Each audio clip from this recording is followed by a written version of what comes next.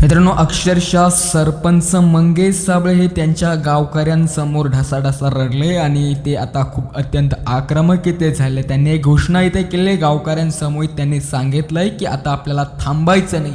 आपलं social media बंद केलं, आपल्यावर खोट्या नोटिसा बजावल्या, आपल्यावर खोटे गुन्हे दाखल केले आणि ह्या सर्व काही केलं ते ह्या भ्रष्ट अधिकाऱ्यांनी. DSP, OSD, CP यांसारख्या अधिकाऱ्यांनी आपल्याला फसवायचं काम केलं. आता याचा विरोध करण्यासाठी आपल्याला थांबायचं नाही. आता आपण थेट बॉम्बे हायकोर्टामध्ये, सुप्रीम कोर्टात याची याचिका दाखल करू आणि शेकडोंच्या संख्येने वकिलांना घेऊन आपण आपली केस लढवू आणि आपल्यावरले हे खोटे दाग काढून टाकू. आपण कोणाची चोरी केली आहे का?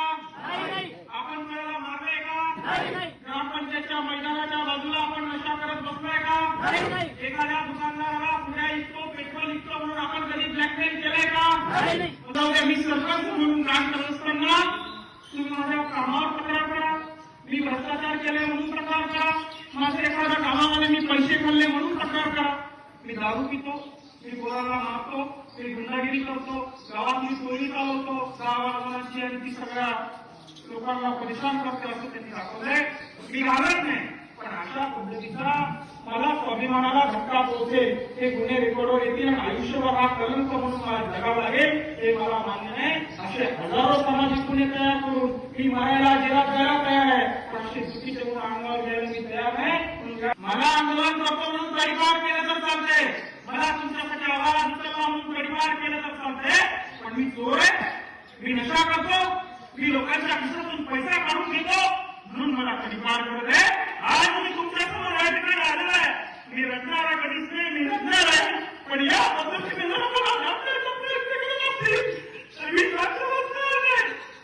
मी आवाज उचलेन, समोर कोणी असला तरी मी आवाज उचलेन, किती मोठा माणूस असला तरी मी आवाज उचलेन, कारण मी तुम्हाला शब्द दिलाय.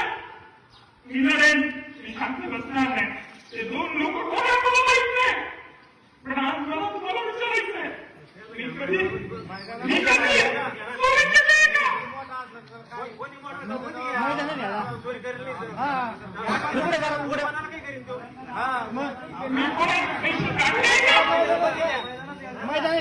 गाडी हलवली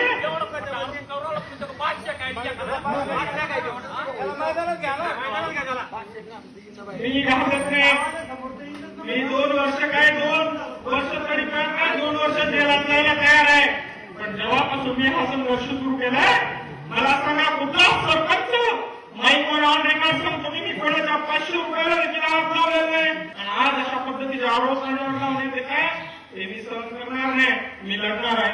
पण मला आज तुमची गरज आहे की माझा स्वाभिमान टिकवण्यासाठी तुम्हाला माझा सपोर्ट करावा लागणार आहे, कारण हे डावपेच खूप मोठे आहेत. गृहमंत्र्यापासून मुख्यमंत्र्यापासून ही चाल सुरू आहे. आपला जरी माणूस असला अशा पद्धतीनं कुरबुड्या करणार असाल तर राजकारण हे चालू शकत नाही.